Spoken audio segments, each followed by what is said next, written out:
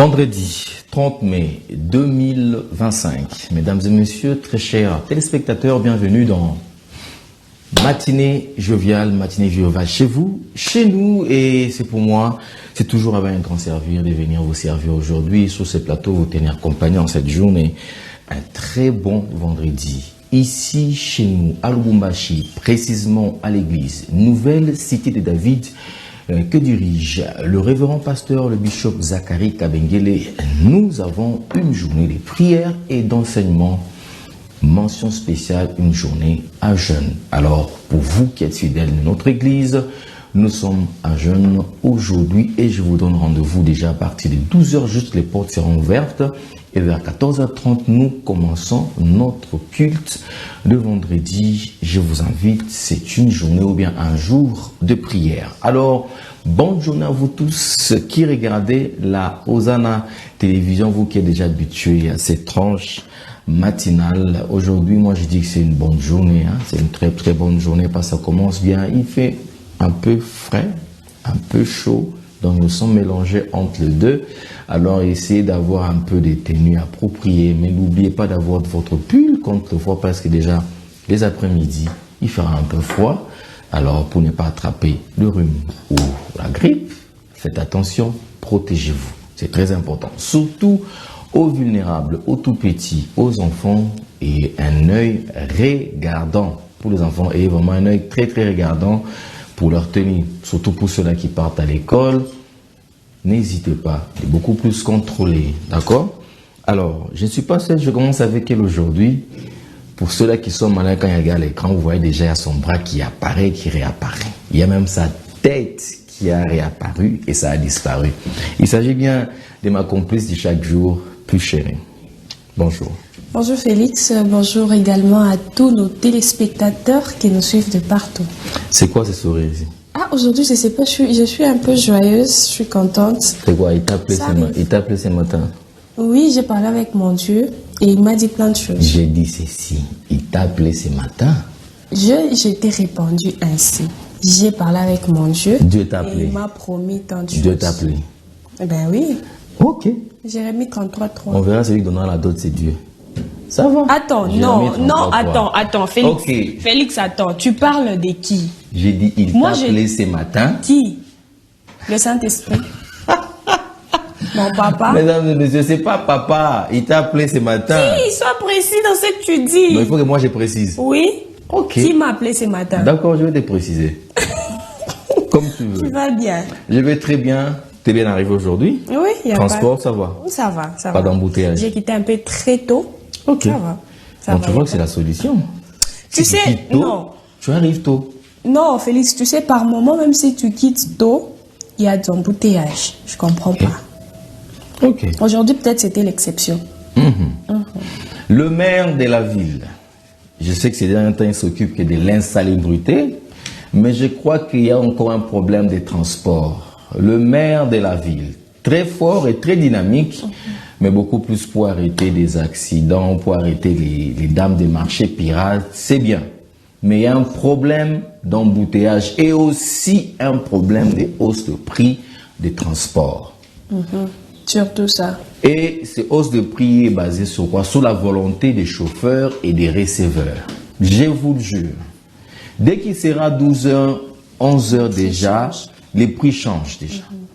Le maire de la ville, Njowakati, on a bel maré.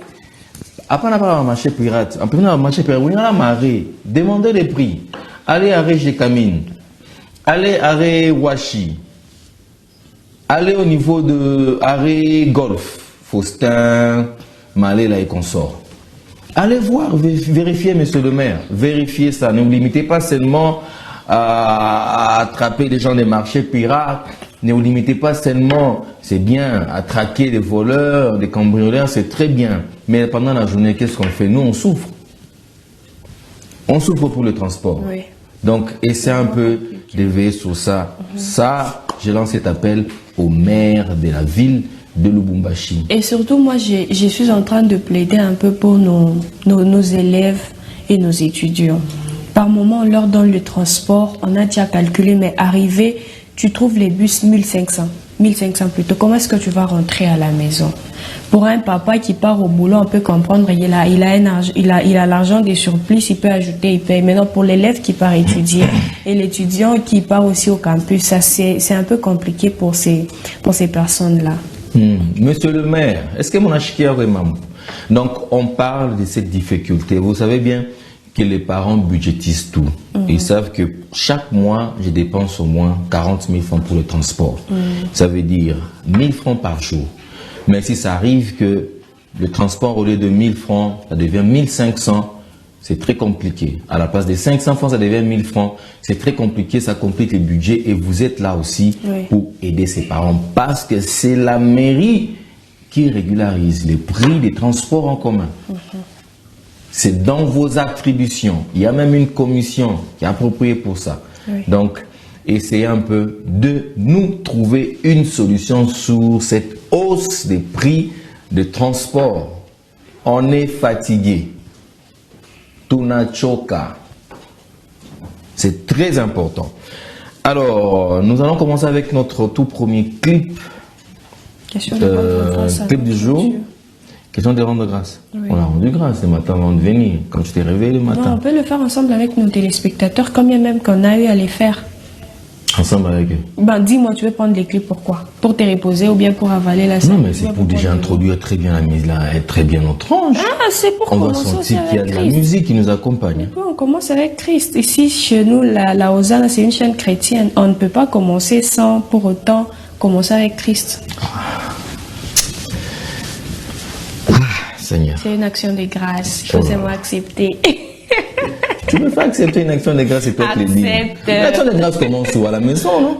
On a fait à la maison, mais quand on veut commencer la tranche comme ça chaque jour, Félix, chaque jour on commence avec Dieu. Pourquoi est-ce qu'aujourd'hui tu veux refuser? Je ne refuse pas. Donc tu as péché. Non, pour commencer avec Dieu, il ne faut pas pécher. Tu as péché. Tu as refusé de demander pardon. Toute la nuit, là, j'étais en prière. Ce matin, j'étais en prière. Et puis avant encore de... La Bible dit prier sans cesse. Merci beaucoup, pasteur Pulchéry. Amen. Alors, nous allons prendre notre clip du jour, question de rendre grâce, comme l'a dit, comme elle a dit, de rendre grâce à Dieu. Et en même temps, vous aussi, pouvez aussi rendre grâce à Dieu. Mais le plus important, je conseille toujours, donc, lorsque tu te lèves le matin, la première personne que tu dois appeler, c'est Dieu. Oui. Tu l'appelles. Tu dis non, papa, je vais bien, je me suis réveillé. Tu m'as donné la force, tu m'as donné l'énergie. Donne-moi encore la force de chercher.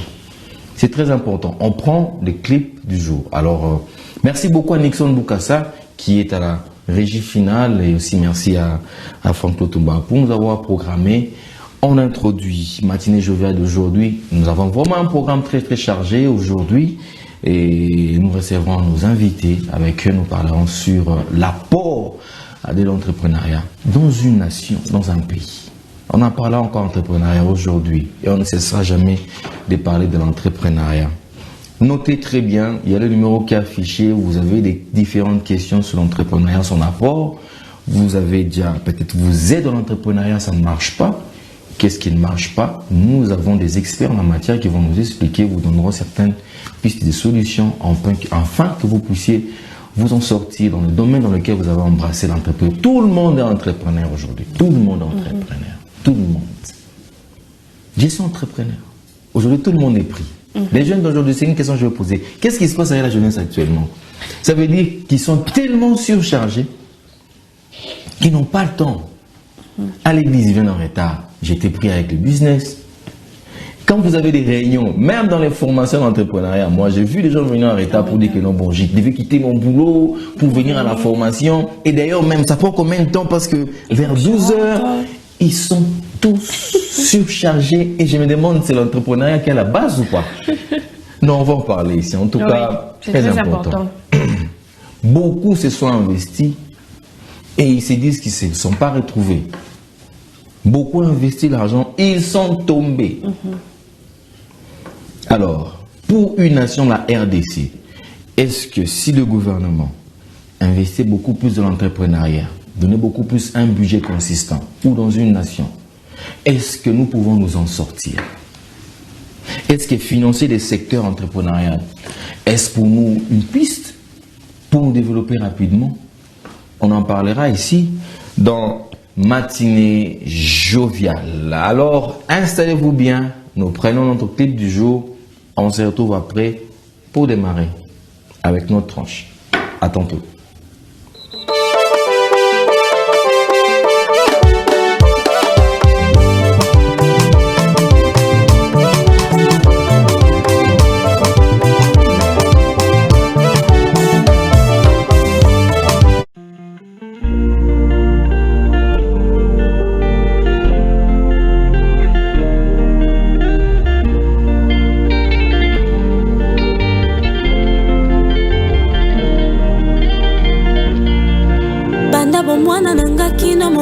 Lelo yo mona te moyenge binyakele lelo pandango Dawidi mwana oyo wakufela baboti yobokoli yokolisi lelo wakomi mpe moto mambala mingi olakisanga ke pana yo possibilité ezalaka te litomba nini nabungisa bonzambe nabalela biloko ya mokili oyo bombelinga dans le futur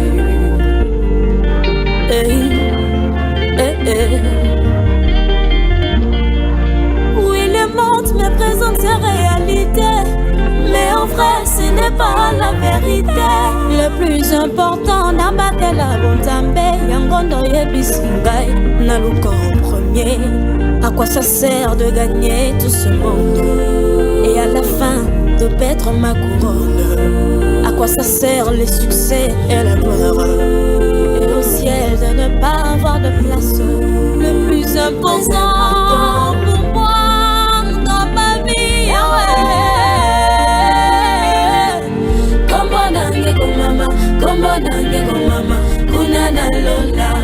le plus important, comme maman, kunana lola. Oui, l'essentiel, comme maman, kunana lola. Nandimi, lipo ya kokoka, kasi na ba te la botambe. Nandimi, nazanga nanga nyonso, kasi na lola na zuwa ya motuya. Okende bapoto komata mituka peto Izana ngoma bete kasi naluka yo primo Kolata Chanel yo chi yamba moto Likambo te mabende kosuka na moto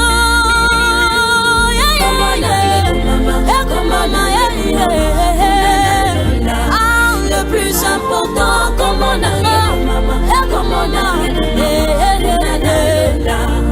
l'essentiel comme on a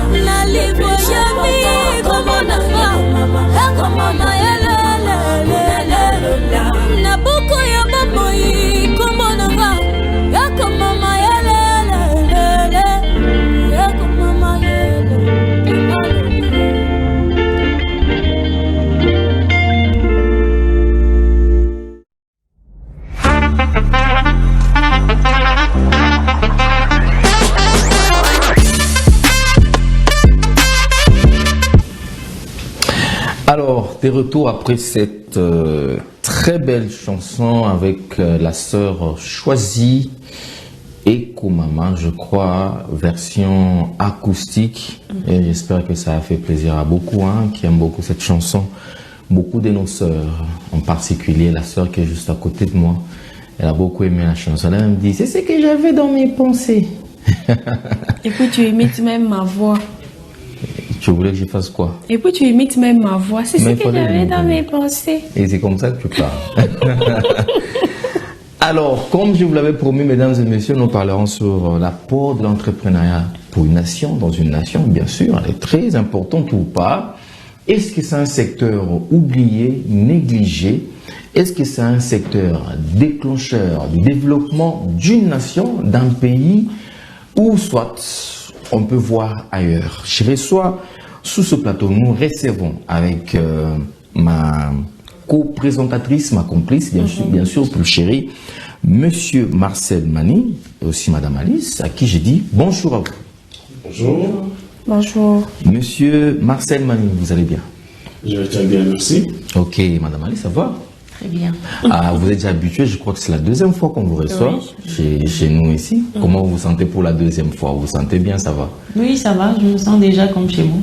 Ah, une très bonne chose. C'est très important. Ok, Monsieur Mani, sentez-vous à l'aise? Oui, ça va. Vous êtes chez vous? Vous êtes chez vous. Alors, on commence par les dames d'abord ou bien on commence par vous? Comme toujours, les dames. Les dames d'abord. Alors, Madame Lise, comment vous vous sentez aujourd'hui? Vous êtes à l'aise, ça va? Ça va très bien, par la grâce de Dieu. Et Donc, on est debout et tout va bien. D'accord.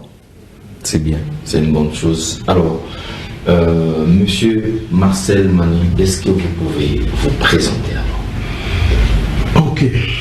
Alors, pour me présenter, je m'appelle Mani Nanga Marcel Nicole. Je suis de nationalité camerounaise. Ok. Alors, qu'est-ce que je veux dire? Je suis allé quand même faire un tour à l'école, hein, comme tout le monde, comme tout jeune Africain, parce que mes parents ont estimé que c'est là-bas que je devais aller. J'ai pu obtenir quelques papiers, qu'on appelle quelques diplômes. C'est vrai que aujourd'hui, je n'ai pas beaucoup de respect pour ces diplômes-là. Ah bon? Je pourrais expliquer après. Ok. Donc, j'ai pu obtenir une licence en chimie. Après, je suis allé faire 3 ans dans une école de commerce qu'on appelle les SEC de Douala, École supérieure des sciences économiques et commerciales. Ok. Et après, je suis allé terminer un diplôme d'expertise en marketing à Londres, en Angleterre. Donc voilà, en ce qui concerne le volet académique. Volet professionnel maintenant. Ben, volet professionnel, je pense que je suis parmi les Africains qui peuvent se dire qu'ils ont été bénis par le Seigneur. Parce que lorsque je termine mes études, j'ai l'opportunité de travailler dans un cabinet international d'études de marché qui s'appelle RMS, Research and Marketing Service. Ce qui vous donne l'opportunité tout de suite, n'est-ce pas, de travailler dans beaucoup d'industries au même moment. Parce que vous pouvez avoir une étude ce mois qui est dans le domaine brassicole, le mois prochain vous êtes dans les télécoms, l'autre mois vous êtes dans les cosmétiques, donc bancaires, assurances. J'ai passé 10 ans en tant que chargé d'études senior, ça m'a permis d'avoir quand même un peu d'expérience dans la plupart des problèmes que rencontrent les multinationales et les ONG internationales basées chez nous en Afrique. Ok. Et après, j'ai été recruté comme directeur général de Western Union Cameroun pendant 4 ans. Ok. Et j'ai démissionné en 2012 pour me lancer dans l'entrepreneuriat. Donc c'est depuis. C'est toujours comme ça, on démissionne. Ouais. Bon, en tant qu'employé, Et pour se en retrouver tant dans qu'employé, on démissionne et pour se lancer dans l'entrepreneuriat. Voilà, donc je me suis lancé dans l'entrepreneuriat depuis 2012. J'ai créé aujourd'hui autour de 15 entreprises et 8 ont fermé. Donc il y a 7 qui fonctionnent aujourd'hui. Et pour résumer, je me définis aujourd'hui comme le médecin des entreprises. Waouh. Voilà. On vous regarde, on vous suit. Hein. Ah oui, On vous suit. Quoi. Peut-être qu'il faut préciser que quand je parle d'entreprise, je ne parle pas que des petites entreprises. Donc Non, je suis le médecin des entreprises, des petites et des grandes. Voilà, même Voilà. des multinationales. Exactement. On aura le temps d'en parler. D'accord. Je rappelle que vous êtes coach international en entrepreneuriat. Oui, je suis coach international sur le plan, parce que toujours dans ces choses, il faut avoir les deux. Il faut avoir des documents, des soubassements qui prouvent ce que vous dites. Donc, je suis coach issu d'une école des affaires aux États-Unis qu'on appelle ILET Global. Donc, j'ai aussi obtenu un diplôme de coach là-bas, en entrepreneuriat, dans la même école. Mais je pense que quand je parle du coaching, c'est beaucoup plus expérience terrain. Parce que quand je vous dis que je suis à 15 entreprises, ça veut dire que j'ai bien fouillé. Vous connaissez bien le laboureur et ses enfants. J'ai labouré, je suis allé dans pratiquement une vingtaine de pays en Afrique déjà. Et aujourd'hui, nous sommes dans un projet que nous voulons mettre dans 50 pays. Il s'agit de EMA, Expertise mondiale pour l'Afrique. Donc la directrice générale de la République démocratique du Congo est juste à côté de moi, chez Lise. Ok. Donc, c'est ça qui me donne le titre de coaching aujourd'hui. Nous avons 5 écoles en ligne où nous formons des entrepreneurs de toutes catégories. Voilà, raison pour laquelle je veux le signaler, ce n'est pas pour rien qu'il est à côté de vous. Peut-être les gens l'avaient reçu la fois passée, ils vont se dire, elle est encore rentrée, est-ce qu'elle est seule, mais elle est accompagnée par vous parce qu'il y a un projet qui a déjà pris forme, bien sûr, en RDC et précisément Lubumbashi, dont on en parlera, on va glisser quand même quelques mots sur ça dans cette tranche matinale. Alors, mesdames et messieurs, nous parlons entrepreneuriat et devant vous, j'ai un poids lourd dans l'entrepreneuriat, comme il a dit, le médecin des entreprises. Votre entreprise est malade, il y a un médecin. Votre entreprise est dans le coma, ne vous en faites pas. Il y a un médecin pour vous sortir du coma. Alors, Monsieur Marcel Mani, l'entrepreneuriat, on peut avoir d'abord la base. C'est quoi? Comment on peut comprendre l'entrepreneuriat? Est-ce c'est du débrouillardisme, comme on le dit? C'est une façon de se débrouiller par-ci, par-là. C'est quoi au juste l'entrepreneuriat? Ok, je pense que la question est très importante et je vous remercie pour cette question. Je crois que c'est l'une des raisons pour lesquelles la plupart ne réussissent pas dans ce domaine-là. Exactement. Je dois dire que des statistiques montrent qu'autour de 78%, c'est-à-dire que 78% des entreprises qui naissent ferment avant 5 ans. Ok. Voilà, donc c'est peut-être parce que beaucoup pensent que c'est après avoir raté partout, il faut aller là-bas. Que non, parce qu'en réalité, c'est beaucoup plus profond que ça. Il faut d'abord partir de la définition de ce que c'est qu'un entrepreneur. Voilà, tout ça. Cette définition, c'est notre définition, parce qu'elle n'existe pas dans un dictionnaire. Ouais. Donc, dans la définition d'un entrepreneur, il y a 3 parties fondamentales. La première partie, c'est qu'un entrepreneur doit être quelqu'un qui a une femme ou un homme qui a la capacité de lire son environnement, de lire et scanner son environnement. Ça, c'est la première des choses. La deuxième des choses, il doit avoir la capacité de découvrir des problèmes que rencontrent les humains ou les entreprises. Et la dernière partie la plus importante, c'est qu'il doit être capable d'apporter la solution. Parce qu'en fait, si vous découvrez les problèmes et vous n'êtes pas capable d'apporter la solution, vous n'êtes pas un entrepreneur. Donc, si quelqu'un se dit qu'il est entrepreneur, il faut que ça soit précis, c'est-à-dire savoir quelle est la solution que j'apporte à quel problème. C'est simple. Voilà. Donc, il faut d'abord définir ce que c'est un entrepreneur. Et maintenant, en général, les entreprises rencontrent 5 à 6 problèmes majeurs. Il faut véritablement attaquer l'entrepreneuriat sous cet angle-là. Le gros des problèmes, c'est effectivement le mindset. Vous savez, et cela représente pratiquement 40%. Si vous voulez réussir dans l'entrepreneuriat, il faut travailler votre mindset. Le mindset, c'est l'état d'esprit, c'est le paradigme, c'est la façon de voir les choses, la façon de faire les choses, c'est voir les choses autrement. Et il y a beaucoup de choses qui entrent dans le mindset. Et beaucoup en Afrique, quand je parle des entrepreneurs africains, je prends beaucoup plus ce situé au sud du Sahara. Donc j'exclus un peu le Maghreb parce qu'ils sont en Afrique, mais c'est un peu différent concernant les problèmes que nous rencontrons. Deuxièmement, beaucoup de jeunes se lancent dans l'entrepreneuriat sans connaître les domaines dans lesquels ils se lancent. Donc ils ne font aucune étude de marché, ils ne connaissent pas la croissance de leur marché, ils ne connaissent pas le potentiel de leur marché. Alors ça devient un peu difficile, parce qu'en fait, si vous voulez vendre les vestes et vous ne savez pas combien de personnes peuvent vendre les vestes, c'est le problème. Si vous voulez vendre du poundou séché en sachet et vous ne pouvez pas savoir quel est le nombre de personnes qui peuvent consommer, c'est un problème. C'est un problème fondamental parce qu'en réalité, si vous ne connaissez pas le potentiel, il va être difficile de se fixer des bons objectifs. Ok? Alors, le troisième problème que les entrepreneurs rencontrent, c'est qu'ils ne savent pas communiquer. Si je prends 100 entrepreneurs au Cameroun, au Gabon, en RDC, en Côte d'Ivoire, je ne vais pas trouver 10. Ah bon? Je ne veux pas trouver 10 qui savent communiquer. Or, c'est fondamental. C'est fondamental et c'est capital. Pourquoi? Lorsque vous venez avec un nouveau produit, peut-être vous êtes allé à Dubaï, vous avez vu des téléphones en Turquie, vous dites, ok, moi je vais faire dans la vente des téléphones. Ça c'est formidable. Maintenant, vous venez avec un conteneur de téléphone, vous déposez au plateau, peut-être vos bureaux sont au plateau. La première question c'est comment vous faites pour que l'ensemble des personnes qui peuvent acheter un téléphone soient au courant que vous avez des téléphones. Et tout le monde ne peut pas le faire. Tout le monde ne sait pas le faire. La plupart des gens disent qu'il faut aller à la télé. Pour aller à la télé, il faut savoir quels sont les avantages, quels sont les inconvénients de la télé. La télé coûte cher. Énormément. Ça se paye par seconde. Ouais. Maintenant, quand vous allez à la télé, qui regarde la télé? À quel moment on va faire passer votre émission? Qui regarde? Et quels sont les degrés de conversion? C'est-à-dire que combien de fois, vous-même qui allez à la télé, combien de fois vous avez acheté un produit parce que vous avez vu la publicité à la télé?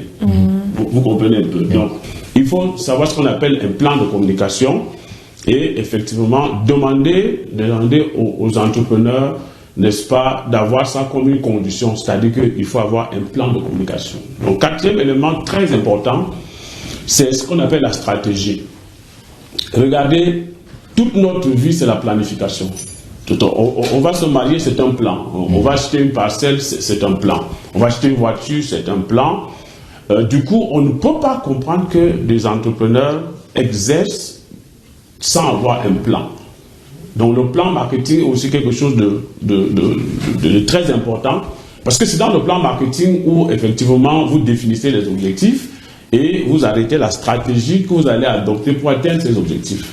Donc si vous n'avez pas de plan, fondamentalement ça va être peut-être dire que c'est votre quartier qui va vous communiquer les objectifs de l'année. Donc il est obligatoire pour chaque entrepreneur au début de chaque année, c'est-à-dire en janvier, d'avoir son plan marketing stratégique. Vous savez, le business, ça se fait dans un pays. Ça se fait pas en l'air, ça se fait pas dans l'eau. Les affaires, c'est dans un pays. Et les pays sont encadrés par les lois et les règlements. Donc, obligatoirement, il faut d'abord connaître ce qu'on appelle les indicateurs macroéconomiques du pays. Important, oui. Maintenant aussi, dans votre secteur, vous évoluez dans quel secteur? Allez maintenant analyser les indicateurs microéconomiques. Ensuite, fixer les objectifs, définir la stratégie, voter un budget, faire un plan d'implémentation, faire des évaluations. Ça, c'est bon de l'avoir. Et quand vous terminez avec le plan marketing, ben, il faut avoir ce qu'on appelle l'éducation financière. Il faut savoir comment on utilise l'argent. L'argent, c'est l'énergie. Ah ben, il faut le dire aux gens. Parce que, qu'est-ce qui se passe? Nous tous là, les jeunes entrepreneurs africains, la plupart nous sortons des familles modestes. Je n'aime pas dire des familles pauvres. Alors, quand on est famille modeste, ça veut dire quoi? Ça veut dire qu'on a fait 5, 10, 20, 30, 40 années dans une maison où le revenu de papa et maman tournait autour de 300 jusqu'à 500 $. Et puis quand tu commences dans l'entrepreneuriat, et puis Vodacom va te confier un marché, et ton banquier va t'appeler, il va te dire ta facture est passée. Combien? 50 millions. Est-ce que tu es la même personne? C'est-à-dire tu vas à la banque pour la première fois, tu sors avec 50, non pas 50 millions, 50 000 $, par exemple. Chez nous en France CFA, ça tourne autour de 30 millions de francs CFA. Donc on te met 30 millions de francs CFA dans un sac, on te le met. 50 000 Mais tu fais comment pour arriver au bureau? Tu vas à pied, ou tu prends le taxi, ou tu prends la moto, ou tu fais comment? Parce qu'en fait, l'information, la pensée, c'est quoi? C'est que tu as l'impression que le monde entier est au courant que tu as 30 millions, pourtant tu n'existes pas, tu n'es qu'un petit point, tu n'intéresses personne. Donc cette énergie-là, il faut savoir comment la gérer. Si tu ne sais pas la gérer, tu vas voir des gens, ils vont dire, ah, il va appeler le comptable, tu es où? Bon, envoie 1000 francs à ma tante là, on a dit qu'elle est malade. Oh, les 1000 francs, les 1000 $ que tu envoies à ta tante là, c'est quoi? C'est le bénéfice, c'est le capital, ça sort d'où? C'est ton argent. Ça, il faut travailler ça. Il faut travailler, n'est-ce pas? Le niveau de leadership du manager, du leader, parce qu'en fait, il y a une différence fondamentale entre le manager et le leader. Et quand on commence, on commence tous comme manager, mais il faut progresser et devenir des leaders. Voilà les aspects en général qui bloquent beaucoup plus, n'est-ce pas, la réussite des entrepreneurs en Afrique. Mais si tu leur poses la question, tous vont te dire que mon problème fondamental, c'est l'argent. Toujours. C'est tout sauf ça, en fait.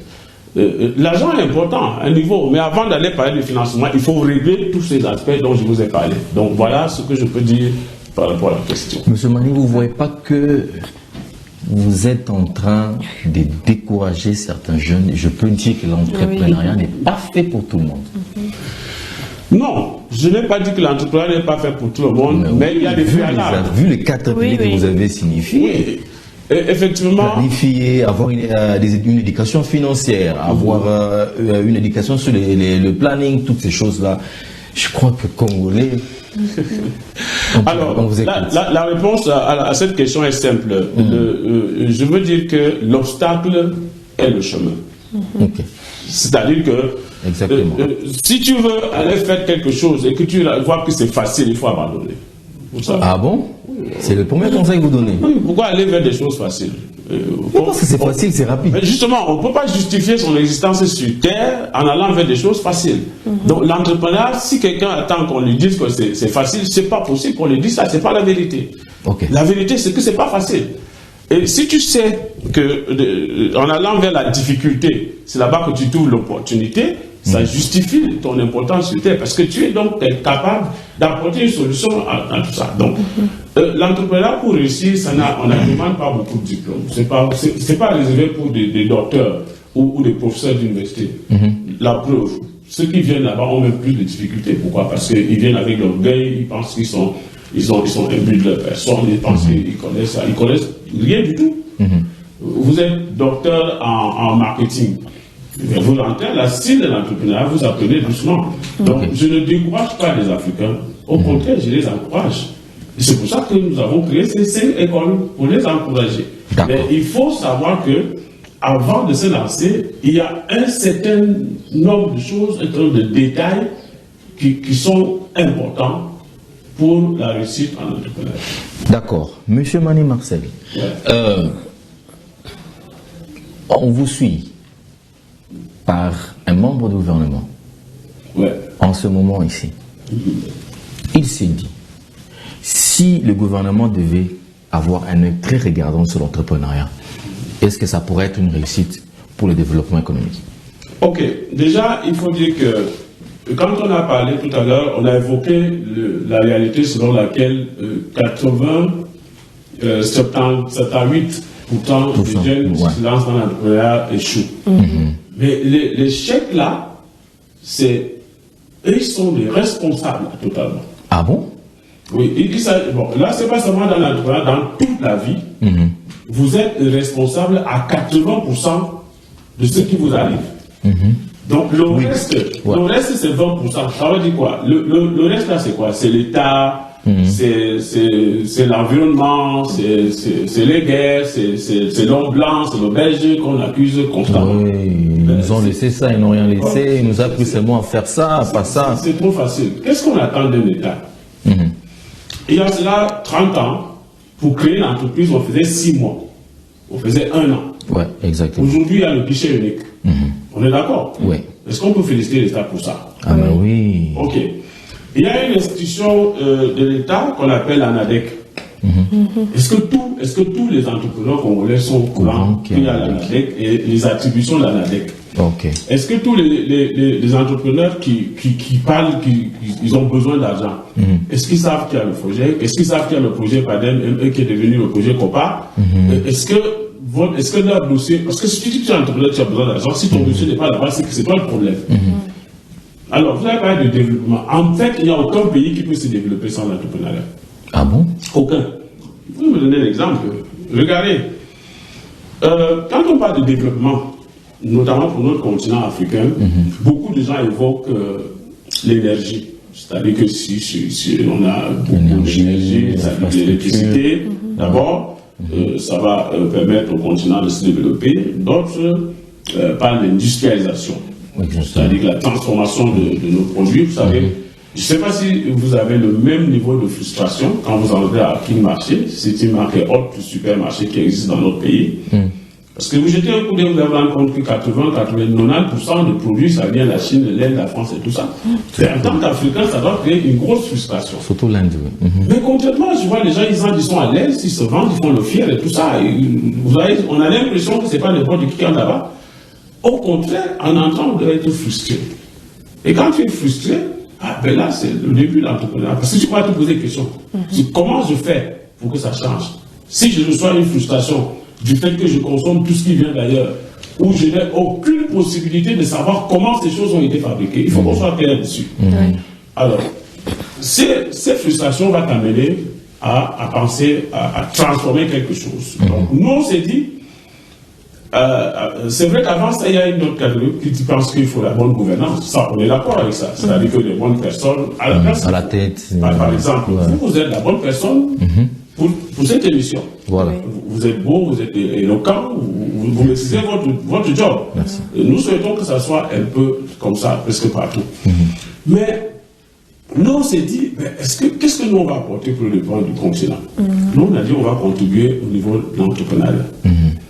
Notre mission est simple. Nous avons une entreprise qui forme les entrepreneurs. Nous voulons être présents dans 50 pays. Okay. Nous voulons former 10 000 coachs en entrepreneuriat au 31 décembre 2030. Parce que qu'est-ce qui est fondamental dedans? C'est que quand je disais tout à l'heure à l'introduction que je veux qu'on retienne de moi que je suis le médecin des entreprises. Vous regardez, chez nous en Afrique, vous avez en moyenne 10 personnes qui vivent dans une maison, dans un foyer. Ouais. Maintenant, si vous prenez un entrepreneur dans cette maison-là, vous le formez, et ces chiffres augmentent, cela aura un impact sur les 10 personnes qui sont à la maison. Bon, allez donc calculer quand nous on va former 10 000 coachs en entrepreneuriat. Parce que 10 000 coachs en entrepreneuriat, si chacun forme 100 entrepreneurs seulement par an, vous allez voir l'impact qu'on va avoir dans les populations. Monsieur Marcel, Oui. je sais que même elle-même va sourire quand je vais poser cette question. Pourquoi? Nous allons dans on nous invite souvent à des formations sur l'entrepreneuriat. Souvent les coachs arrivent, ils apparaissent, ils parlent très bien. Mais les gens se disent toujours, on a lu les coachs. Mais une coach pour comment former une entreprise, comment développer sa personne, tout ça. Mais lui, personnellement, il n'a même pas une entreprise de 10 personnes. Et comment faire confiance à ce genre de coach? Ok. Je ne viens pas défendre tout le monde. Mais il faut savoir que le simple fait déjà d'avoir la volonté de parler entrepreneuriat développe la culture entrepreneuriale en Afrique. Ce qui n'était pas le cas il y a 50 ans, 30 ans, il y a 40 ans. Exactement, Il y a cela. Je vais parler de ce que nous faisons. Nous n'enseignons que deux choses, en fait. Nous enseignons la multiplication des sources de revenus. Ok. Et nous enseignons la vente en volume. Donc c'est pratique. C'est pas de littérature. Il n'y a pas que Kotler avait dit, parce que Kotler, il est aux États-Unis, il ne connaît même pas, il ne sait pas ce qu'on appelle le poulou, il ne sait pas les difficultés qu'on a pour passer d'une province à l'autre. Nous enseignons des choses pratiques. Ouais. Ça veut dire quoi? Ça veut dire que si les résultats ne sont pas là, la personne va facilement connaître que ça c'est un coach ou ça c'est pas un coach.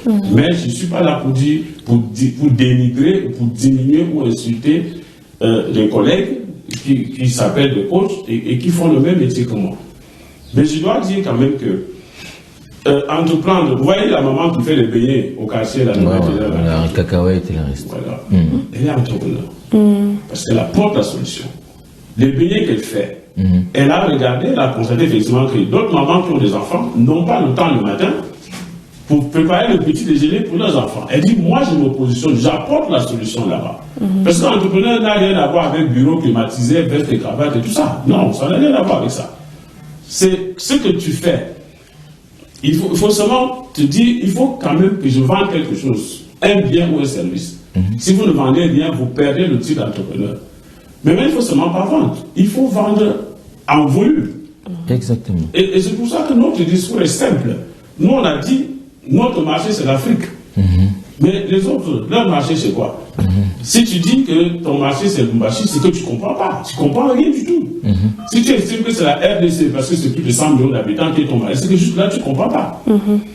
Parce que quand tu vends un service, au moment où nous sommes à la télévision, pendant que nous sommes ici, est-ce que c'est seulement les Congolais qui nous voient et qui nous regardent? Il y a plein d'autres personnes qui nous regardent dans le monde entier. Oui. Alors, c'est pour ça que nous disons aux gens, quand tu veux te lancer dans l'entrepreneuriat, la première chose, il faut décider. Tu vends quoi? Un bien ou un service? Notre réponse est simple.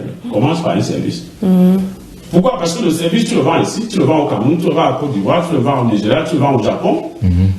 Et c'est plus facile pour toi. Monsieur Mani, soyez un peu pratique. Oui. Je vais aider ceux qui nous suivent. Quand vous dites, soit vous vendez des biens ou des services. Oui.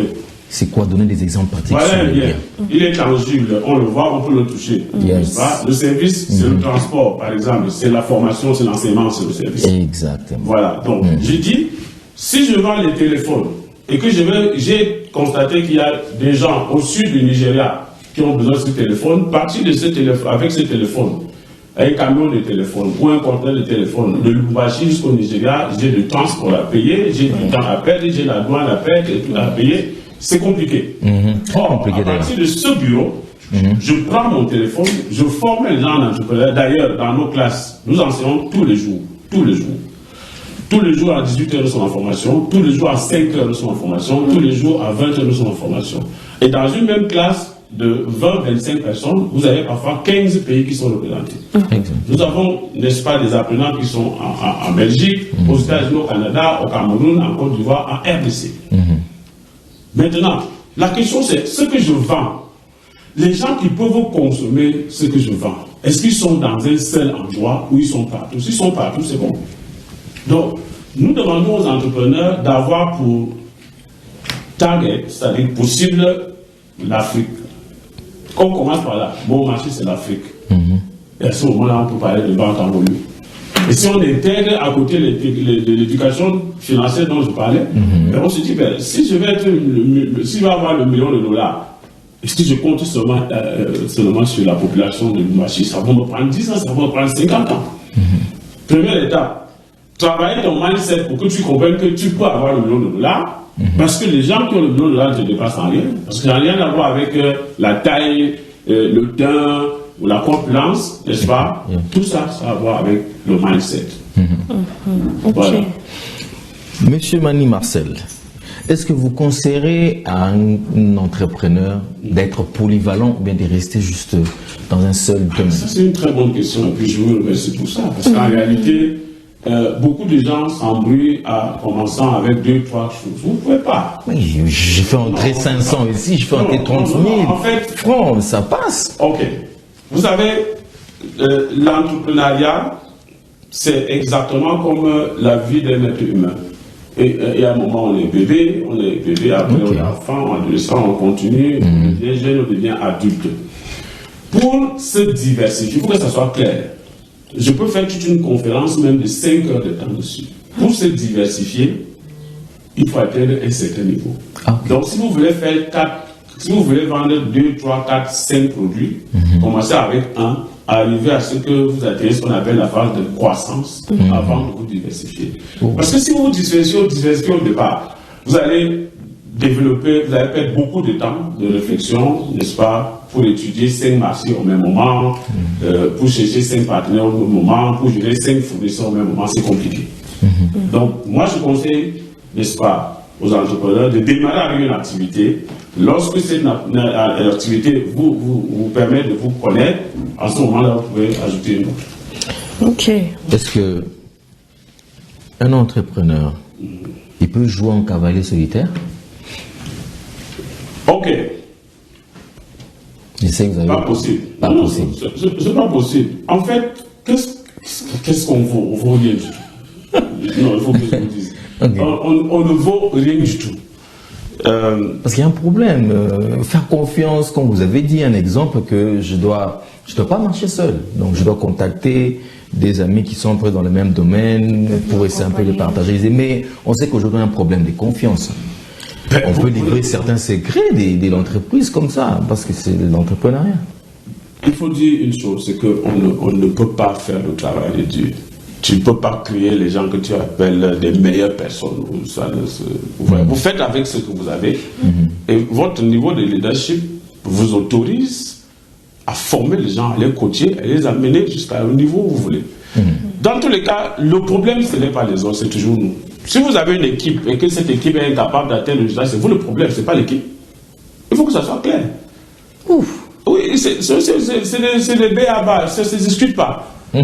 Donc, si vous avez une équipe de 10 personnes et vous passez le temps à dire que mon équipe n'est pas bonne, les employés ne sont pas bons, c'est vous le problème, ce n'est pas les employés. Parce que, donc, il faut encore se rabaisser, former mes employés. Mais on va se rabaisser qu'on est d'abord où? C'est comme si on était tellement supérieur. Non, en fait, justement, on a un cours qu'on appelle les 5 niveaux de leadership. Yes. Et il y a quelque chose de fondamental dedans. Il y a un travail qui se fait entre le line manager et celui qui est en bas. C'est-à-dire qu'à un moment donné, si vous gérez une équipe de 10 personnes, premièrement, vous n'aurez jamais la possibilité d'avoir suffisamment de temps pour les 10 personnes. Okay. Donc, chaque jour, vous cherchez des indicateurs qui vont permettre à ce que vous détectez, vous retrouvez une personne et vous allez décider de leur capacité pour être quand même quelqu'un qui va être proche de vous. Ce travail, le leader le fait chaque jour. Mais en même temps, la dizaine de personnes qui est dans l'équipe doivent avoir la même information. Ça va permettre à chacun de se battre chaque jour pour être repéré, pour être détecté, à être la personne qu'on va choisir pour capacité. Est-ce qu'on se comprend? Donc ce n'est pas que non, je connais beaucoup par rapport à quoi. Vous savez, c'est des choses qu'il faut oublier quand on est entrepreneur. J'aime bien vous appeler comme ça, monsieur Marcel Mani ou Mani Marcel. Oui. il y a toujours des MM là-bas. Est-ce qu'on peut se dire qu'aujourd'hui, les gouvernements doivent s'appuyer sur l'entrepreneuriat, doivent vous faire confiance? Si oui, en quoi vous pouvez être utile dans le gouvernement, vous qui êtes dans le monde entrepreneurial? Vous formez, bien sûr, nous savons et nous le voyons. Quand vous dites que non, pour qu'une entreprise tienne, il faut au moins 1 an, 5 ans. Mais en même temps, vous dites que non, on peut vous faire confiance. Dites-moi un peu, donc, avec quel soubassement vous pouvez élever l'économie ou bien le développement d'une nation avec Dans tous les cas, les gouvernements n'ont pas le choix que de s'appuyer sur l'entrepreneuriat pour espérer un développement possible. Mais regardez autour de nous. Alors, l'agriculture, c'est l'entrepreneuriat. Si les jeunes ne rentrent pas vers la terre pour cultiver, il n'y aura pas de développement. L'élevage. Bon, peut-être si vous voulez, je peux vous donner quelques exemples. Ok, on y va. Ok. Regardez, dans un pays comme le Cameroun, est-ce que vous êtes au courant qu'il est interdit d'importer un seul carton de poulet congelé, surgelé là? Ah, déjà. Tout à côté. Mais c'est pas aujourd'hui, ça date pas d'aujourd'hui. Ça date pratiquement de 5 ou 10 ans. Mais c'est pas le gouvernement qui a commencé. C'est un homme. Ok. Père son âme, il s'appelle M. Zonga. Il a créé un journal qu'on appelait La Voix du Paysan. Et il a encouragé, n'est-ce pas, les Camerounais à faire de l'élevage de poulet. Ça a commencé au moment où je vous parle. Les éleveurs de poulet au Cameroun dépassent 15 000. 15 000 éleveurs. Du coup, chaque fois que la croissance, quand il y avait une croissance, à chaque fois qu'il y a une croissance, c'est-à-dire qu'en termes de production de poulet, ben, il faisait le plaidoyer auprès du gouvernement, jusqu'à convaincre le gouvernement à signer donc cet acte-là qui dit on ne porte plus. Bon, alors. Mais il faut d'abord convaincre le gouvernement. Non, ce n'est pas d'abord convaincre le gouvernement. Au départ, il faut vous mettre à travailler et montrer que vous êtes capable de couvrir la demande locale. Être un membre du gouvernement, ce n'est pas facile du tout. Regardez, est-ce que vous pensez qu'ils ont le choix? Moi, je ne pense pas. Vous avez 100 000 personnes à nourrir chaque jour. Vous faites comment? Vous avez les locaux qui ne produisent pas. Vous faites comment? Vous êtes obligé de prendre des choses en Chine. Vous êtes obligé d'accepter que les Indiens viennent. Vous êtes obligé d'accepter que les Français viennent. C'est pour ça que je dis que c'est nous. Notre développement est entre nos mains. Cultivons. Élevons. En ce moment-là, quand on a commencé à élever, quand on a commencé à cultiver, après on fait le plaidoyer. Vous faites le plaidoyer avec quoi? Avec les discours? Ça ne marche pas. Ça ne marche pas. Très important. Là, je vois que les choses sont vraiment claires et nettes. Alors, je sais que tu n'as pas une question à poser. J'en ai. Oh. Tu veux refuser que je pose tes questions? Je ne refuse pas. Est-ce que tu as une question à poser? Est-ce que la question elle-même, je vais te la poser. D'accord, M. Mani est là. D'accord, M. Mani. Moi, j'aimerais rentrer un peu sur le coaching, qui est censé être un coach qui peut guider une jeune personne qui va se lancer dans l'entrepreneuriat. C'est une personne qui est aussi dans l'entrepreneuriat, qui pratique aussi l'entrepreneuriat, qui est censée coacher, ou bien c'est une personne qui doit passer par plusieurs formations? La réponse, c'est simple. Pour être coach en entrepreneuriat, il faut d'abord être entrepreneur, première condition. Deuxièmement, apprendre le coaching. En fait, le coach est différent du consultant. Beaucoup de gens confondent cette affaire. Vous pensez qu'Ancelotti peut enseigner le football à Mbappé? C'est pas possible. C'est exactement la même chose. C'est-à-dire que Ancelotti est coach d'une grande équipe, mais maintenant, son rôle, c'est d'utiliser le talent des excellents joueurs pour qu'ensemble, ils produisent le résultat. Donc le coach dans l'entrepreneuriat ne vient pas... En fait, il utilise les capacités de l'entrepreneur pour mieux les canaliser, c'est tout. C'est un métier merveilleux. C'est un métier merveilleux. D'abord, il faut bien savoir que ça nourrit son nom. Ça, c'est beaucoup de gens le savent. C'est important, Et c'est un métier qui a plus de 100 ans devant. Moi, je ne sais pas, tout le monde doit aller là-bas. C'est un métier futur. Oui.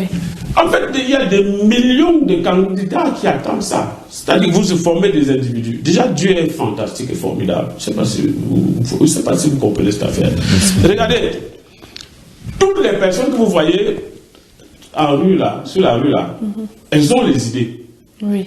Mais tu peux devenir professionnel uniquement en amenant les gens de partir de l'idée à un projet. Il y a des gens qui m'ont payé pour ça. Ce qu'on appelle de l'argent là, c'est quelque chose qui vient après. Mais au départ, il faut faire quelque chose. Donc, moi je vous invite d'ailleurs.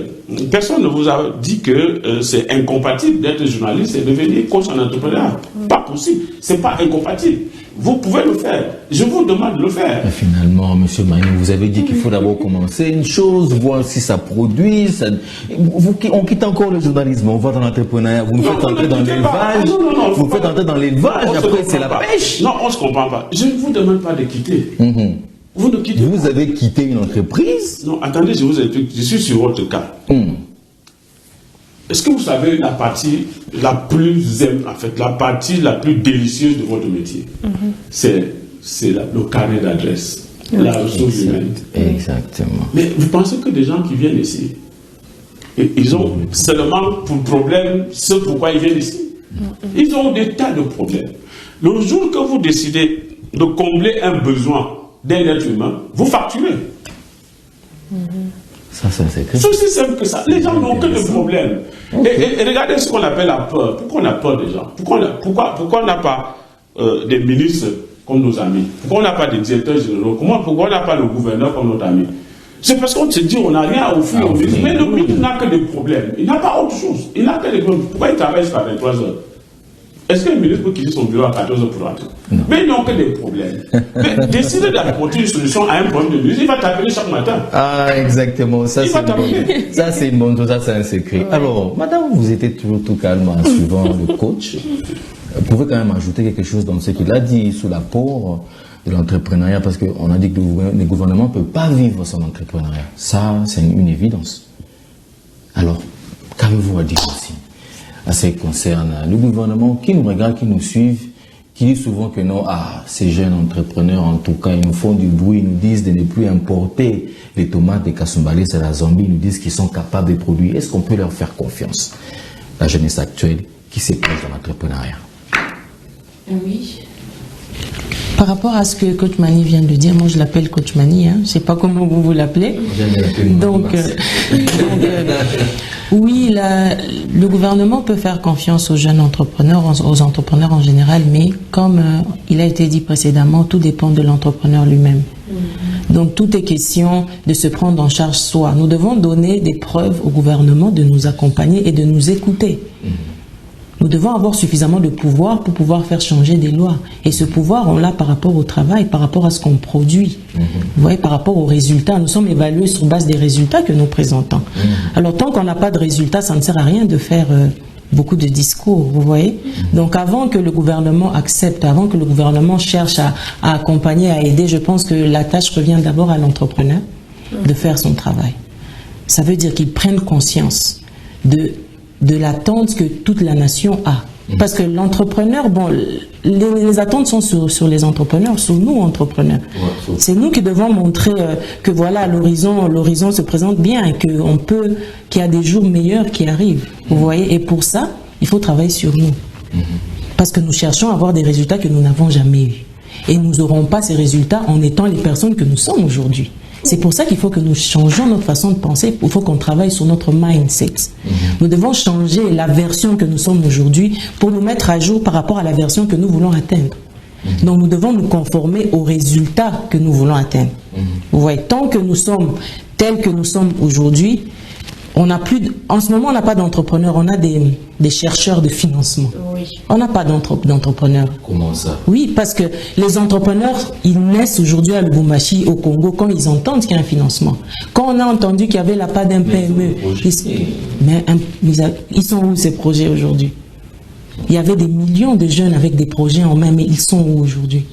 Ils sont nés juste à l'écoute de voilà, il y a un financement qui arrive. Donc on avait des chercheurs de financement, pas des entrepreneurs. Parce qu'un entrepreneur, il ne se limite pas à chercher un financement. Quand il n'a pas eu ce financement, il fait quoi? C'est là qu'on reconnaît que c'est un entrepreneur. Ça veut dire que sans le financement, il est quand même entrepreneur. Sans le financement, il continue quand même à trouver des moyens autre part pour... Moi, je vous ai parlé de mon histoire. Je n'avais pas les financements. Je pouvais les obtenir en demandant, mais je ne l'ai pas fait. Mais je me suis accroché à mon rêve et j'ai trouvé des alternatives pour pouvoir avoir ce qu'il fallait pour me lancer ensuite. J'ai commencé par autre chose et puis ensuite, quand j'étais capable, je suis revenu sur mon rêve de départ et je l'ai réalisé. Donc c'est là qu'on voit aussi un vrai entrepreneur. Ça veut dire qu'il est le même, peu importe les circonstances. Ça veut dire qu'il est accroché à son rêve, il connaît où il va, il connaît son objectif, il connaît sa cible. Mais maintenant, aujourd'hui, le problème se pose là. Il se pose dans la façon de penser de nos entrepreneurs. Tant qu'il pense qu'il doit obtenir de l'aide de l'extérieur pour lui réaliser ses rêves, réaliser son projet, mais là, on n'est pas en face d'un vrai entrepreneur. Un vrai entrepreneur, il va chercher les solutions. Parce qu'un entrepreneur, c'est celui qui trouve des solutions. Mais comment je peux me dire être entrepreneur, trouver des solutions aux autres, pendant que je ne sais pas trouver une solution à mon propre problème? Vous voyez? C'est contradictoire. Alors, madame, vous êtes aussi d'accord avec moi que l'entrepreneuriat n'est pas fait pour tout le monde? Mais il n'y a jamais rien qui est fait pour tout le monde. La vie elle-même, même le droit à la vie, c'est pas pour tout le monde. Donc tout est, on n'est pas tous appelés à être entrepreneurs. Vous voyez? On n'est pas. Moi, je suis pas, par exemple, appelé à être médecin. Je suis pas appelé à être journaliste. Vous voyez? Donc c'est pareil avec l'entrepreneuriat. C'est pas fait pour tout le monde. Parce que tout le monde n'a pas la capacité de le faire. Tout le monde n'a pas la capacité de détecter des opportunités. Tout le monde n'a pas la capacité de résoudre une problématique. Vous voyez? Parce qu'aujourd'hui, la plupart des étudiants se disent que non, moi, dès que j'ai fini, je fais l'entrepreneuriat. C'est tout le monde qui est motivé. Mais là, apparemment, non, pas vous du êtes tout. en train de les pousser à changer un peu des idées. Non, pas à changer d'idée, mais à se poser les bonnes questions. C'est la solution mondiale. Mais aujourd'hui, ça devient... Pas du tout. Je ne les décourage pas, mais je les pousse à se poser les bonnes questions. Parce qu'il faut savoir pourquoi on se lance dans l'entrepreneuriat. On ne se lance pas dans l'entrepreneuriat parce qu'on est un raté. On ne se lance pas dans l'entrepreneuriat parce qu'on ne sait pas quoi faire, parce qu'on a tout échoué. Non. Dans l'entrepreneuriat, on a besoin de personnes de qualité. Parce que les entreprises que nous créons sont à notre image. Et quand je ne suis pas quelqu'un de qualité, ben je crée une entreprise de piètre qualité. Vous voyez? L'entreprise, être un entrepreneur, créer une entreprise, c'est comme créer un bébé. Votre bébé vous ressemble. Donc, si vous êtes vilain, vous aurez un bébé vilain, noir sur blanc. Vous voyez? Donc, ça peut paraître dur, mais c'est la réalité. Il y a des gens qui ont saisi des opportunités et puis ils sont devenus aujourd'hui millionnaires, mais ce n'était pas leur domaine de rêve. Oui, mais voilà, vous dites bien, c'était une opportunité. Les opportunités sont faites pour être saisies. Vous voyez? Mais lui, au départ, vous dites qu'il n'était pas au départ entrepreneur, mais il a pu saisir ça. Ça fait de lui un entrepreneur. Parce que qu'est-ce qui vous caractérise dès le début? C'est pas que quand vous naissez, vous savez déjà que voilà, moi là j'ai eu un bébé, mon bébé est entrepreneur, non. Okay. Vous voyez? Merci beaucoup. Alors, monsieur Marcel Mani, parlons de votre école. D'ailleurs, même vous avez dit la directrice provinciale, elle est là avec nous. Directrice nationale. Oh là là, directrice nationale. C'est du MA, je crois. EMA, Expertise mondiale pour l'Afrique. C'est quoi? Alors, je vais parler seulement de 20%, parce que s'il faut que je parle des mains, de 100% de mains, on va faire une semaine ici. Ok. Alors, pour accompagner l'Afrique, nous avons créé 5 écoles. La première s'appelle l'école des coachs. Donc, nous formons des coachs en entrepreneuriat. C'est une école qui dure pendant 6 mois, où nous travaillons vraiment, seulement pour le mindset, nous avons 50 thèmes. 50 thèmes pour bousculer un peu le mindset. Vous savez, notre tête est compartimentée en 2 parties. Vous avez la partie qu'on appelle le subconscient, qui représente pratiquement 85%. Le subconscient. C'est là-bas qu'on met tout ce que vous avez appris à l'école, tout ce qu'on a appris à l'église, tout ce que les parents ont dit, les voisins, tout ce qu'on regarde, tout ce qu'on touche, Internet, télévision, tout est là-bas, c'est un fou tout. Et vous avez une petite partie qui est 15% qui est le foncier. Donc, du coup, quand on dit changer de mindset, c'est quoi? C'est qu'il faut aller trouver des bonnes informations. D'abord, le monde entier ne vit que par rapport à l'information. Ce qui fait votre métier quelque chose de fondamental. Et des bonnes connaissances pour aller remplacer une partie du subconscient et les mettre là-dedans. C'est des choses simples, c'est pas compliqué. Vous, quand vous vendez quelque chose, vous devez savoir que chaque personne qui vient acheter ce que vous vendez a un besoin de certitude. Yes. Même quand vous êtes pasteur, vous êtes prêtre. Mais les gens qui viennent, vous devez savoir pourquoi ils viennent. Et vous devez savoir que vous avez un besoin de certitude, de rassurer les gens qu'en venant ici, je vais me connecter avec mon Dieu. Mais si je viens dans ton église 1 an, 2 ans, 3 ans, 5 ans, je ne sens pas la connexion, je vais quitter. Vous croyez qu'il y a un pasteur qui sera content de voir ses croyants en train de partir? Non. Alors, il y a des choses à faire. Donc, lui, il sait, il doit savoir que il doit savoir que ses clients, bon, on ne peut pas parler de clients au niveau de l'église, ses fidèles ont un besoin de certitude. Et tout entrepreneur doit savoir ça. Mais il n'y a aucun livre qui va t'enseigner ça. Qui t'enseigne ça à l'université, que lui qui lui a dit ça, il a appris ça. On est d'accord. Donc, il faut qu'on, quand on parle de mindset, il faut que des gens apprennent de nouvelles choses. Le monde a sa façon de fonctionner. Et c'est ça, et c'est un plan. Il faut bien que vous sachiez que c'est un plan. C'est-à-dire que l'Occident est venu nous enseigner une école pour nous placer quelque part. Ils savaient. Pourquoi ils ne sont pas venus en 1960 nous dire que pour nous développer, il faut faire développer l'agriculture? S'ils avaient fait ça, on ne serait pas là où nous sommes aujourd'hui. Je parle d'ensemble des pays. On ne nous a pas. Les lycées techniques ont été construits en quelle année? Au départ, on nous a dit qu'il faut faire l'administration, il faut savoir être magistrat, enseignant et tout ça. C'est la littérature, c'est les écritures. La littérature n'a jamais changé un pays. Ce qui change un pays, c'est la technique, les choses pratiques. L'architecture, l'ingénierie, on est d'accord? Donc, on travaille ça dans cette école. On a une école, deuxième école qu'on appelle entrepreneuriat et leadership féminin. Parce qu'il faut capaciter la femme. Vous savez que la femme est plus inspirée que nous. On peut quand même être un peu honnête, non? Oui. C'est-à-dire qu'on ne le reconnaît pas. En fait, on ne le dit pas, mais on le reconnaît. On sait. Il ne faut pas aller engager une bagarre avec l'Éternel. Vous savez, la femme a donné plus d'inspiration à la femme. Bon, ce débat-là, on va certainement l'engager une autre fois. On a une troisième école qu'on appelle Entrepreneur 360 degrés. Et on a une quatrième école qu'on appelle Initiation à l'entrepreneuriat. Là, c'est pour vraiment les diplômés de l'enseignement supérieur. C'est les gens qui veulent démarrer l'entrepreneuriat. Au début, le BABA, avoir quand même quelques notions de base. Et enfin, on a une dernière école qu'on appelle l'école des BA, des Brand Ambassadors. Donc, on a 5 écoles chez nous. Dans quel but, dans quel objectif, cette école? L'objectif, c'est... Vous voulez toucher quoi, en fait? Nous voulons toucher les jeunes, en particulier. Parce qu'en fait, c'est en termes de... Vous savez, quand on parle de population, on dit seulement le pays a tel nombre d'habitants. Et puis on fait la répartition de la population selon les tranches d'âge. Vous voyez bien que les jeunes constituent un pourcentage intéressant. C'est aussi parce que les jeunes ont plus d'énergie. Ils ont la force, ils ont l'énergie, ils ont du talent. OK? Et en même temps, nous voulons cibler, nous voulons toucher ceux qui peuvent accompagner les autres. C'est pour ça qu'on parle d'école de coach. Parce que si on a des coachs, si on forme des coachs qui vont aller former d'autres entrepreneurs, vous voyez, l'Afrique peut être bousculée très rapidement. Regardez, 10 000 coachs. J'ai donné l'exemple de chaque coach forme 100. Mais moi je parle de moi en tant que coach. Je forme un minimum 500 à 1000 personnes chaque année. Si tu prends 10 000 fois 1000, c'est un chiffre important. Et on va bousculer les gens. Dans la République démocratique du Congo, par exemple, en ce moment, nous sommes dans 15 provinces. C'est-à-dire qu'on a des représentants qui travaillent sous elle. Parce qu'elle est directrice générale de tout le pays.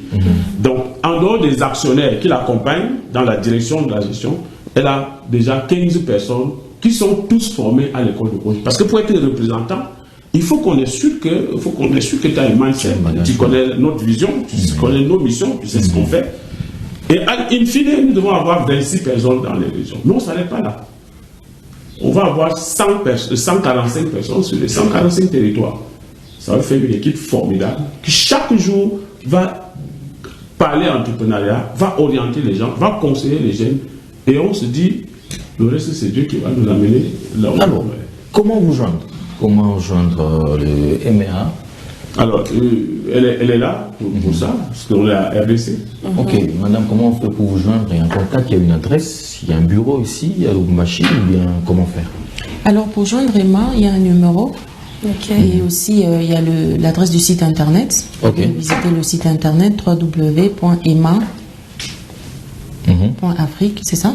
Emma Afrique. Emma Afrique. Oui. Ok. D'accord. emmaafrique.com. Voilà, le numéro de contact du bureau de Lubumbashi, c'est 089 plus 243 89 705 4400. 4400. Plus 243 89 705 4400. Ce numéro de contact, vous pouvez appeler.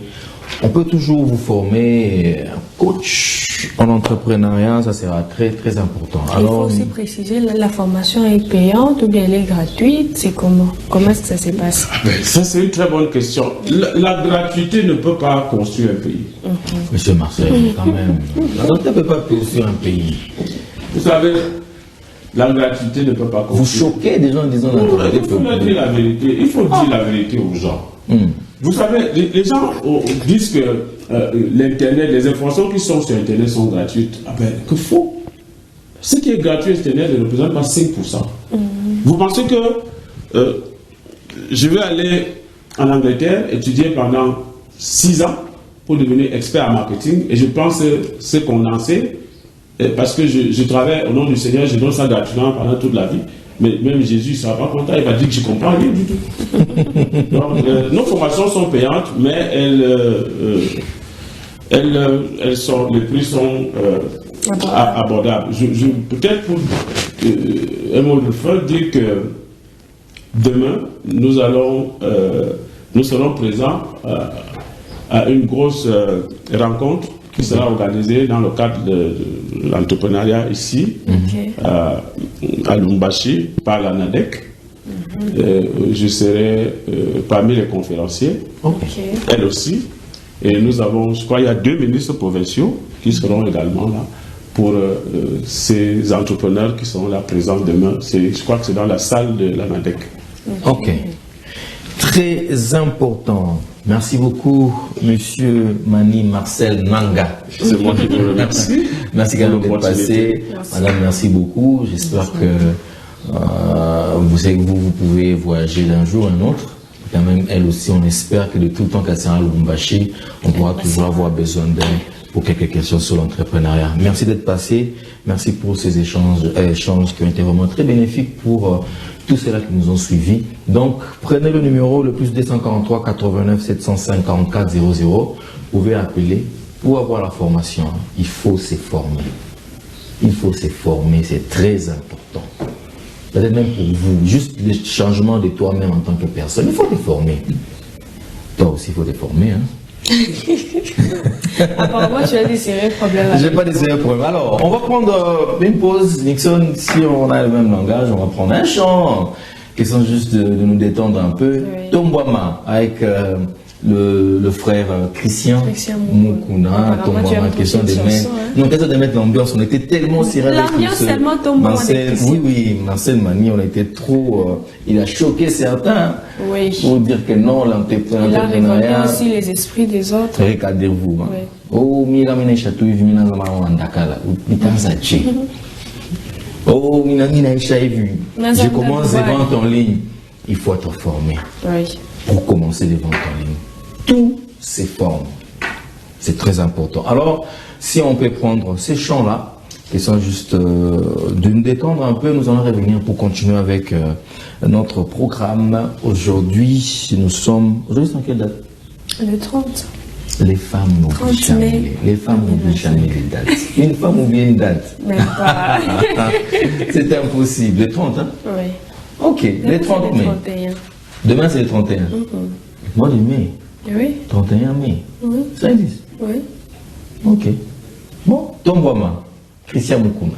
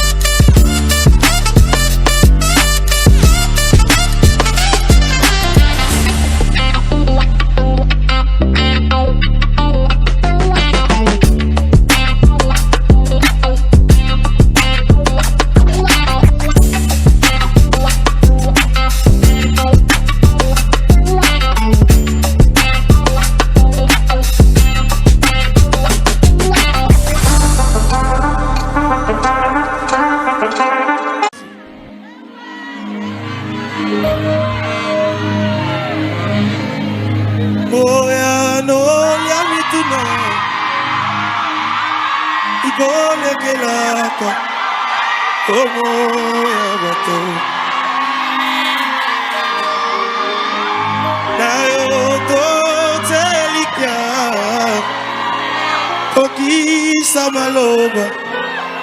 Bonsoir Paris, bonsoir Paris, bonsoir Paris. Est-ce qu'on peut allumer nos torches s'il vous plaît? Allumez d'abord nos torches.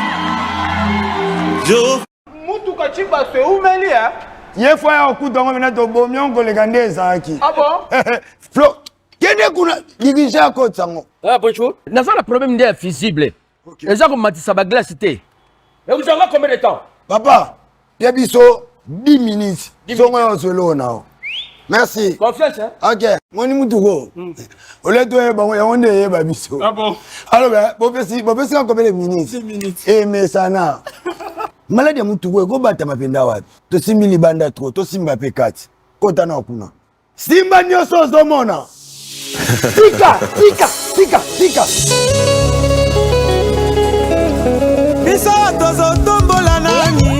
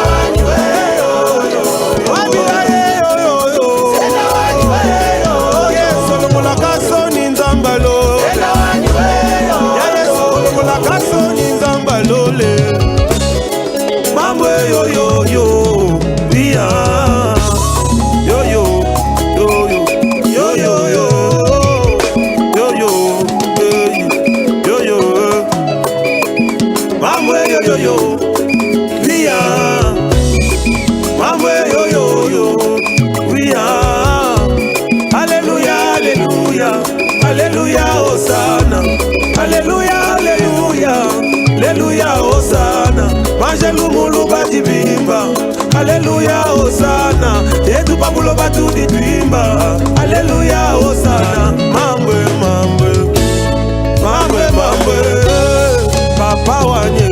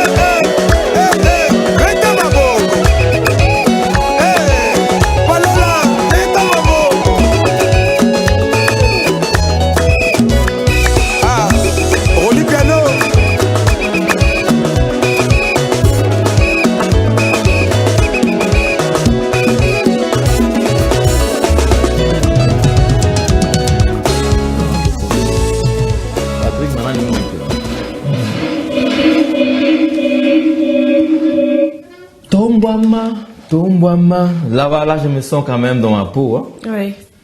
Déjà que c'est ta chanson préférée. C'est pas ma chanson préférée, c'est la chanson qui fait la une. Bon, ce n'est pas toutes les chansons qui font la une quand on les prend sur les plateaux. C'est la chanson qui fait la une. C'est cette chanson, c'est parmi, on peut dire, c'est presque parmi les dernières sorties des artistes gospel. C'est l'un des titres de son album d'ailleurs. Il y a encore la chanson qui ravage TikTok, les troubles. Tu n'as jamais pris ça? C'est une chanson locale, non? Mais tu n'as jamais pris ça? C'est local. Et puis c'est beaucoup plus le choix. C'est un chant local, c'est local. L'artiste qui a chanté ça, l'artiste est local. De Kolwezi. Mon Dieu, en plus de Kolwezi. Donc, on comprend que c'est localement local. Et ça? Ça, c'est international. Avec le frère Christian Mukuna, qu'on connaît très bien. Mais nous saluons notre artiste de Kolwezi qui a chanté « Tu es les troubles qui troublent mes troubles ».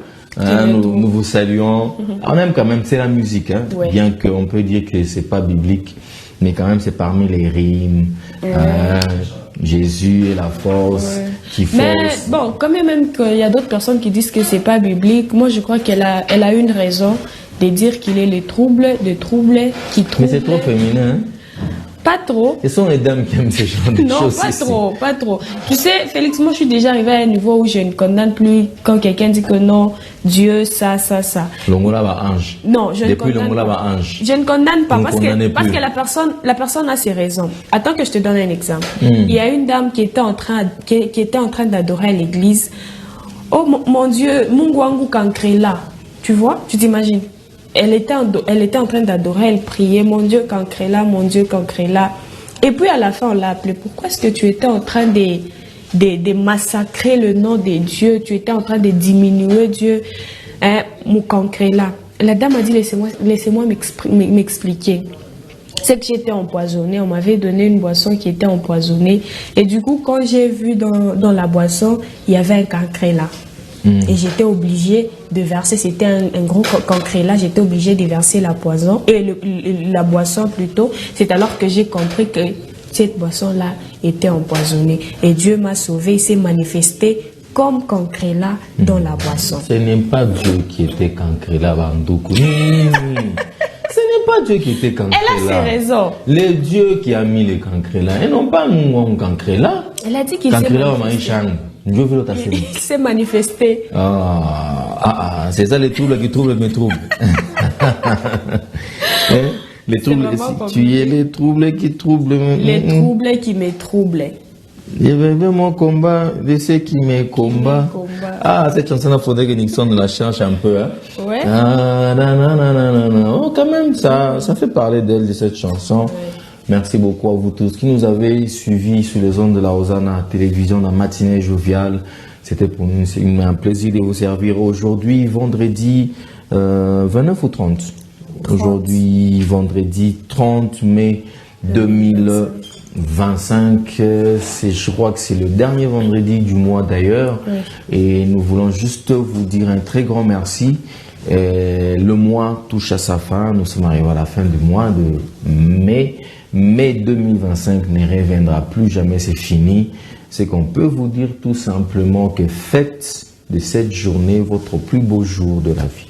Faites de cette journée, faites de ce jour d'aujourd'hui le plus beau jour de votre vie. Vous verrez que des choses changeront exactement dans votre environnement. Merci beaucoup, chérie, d'être à mes côtés pour m'accompagner ici. Aujourd'hui, tu étais tout feu, tout flamme.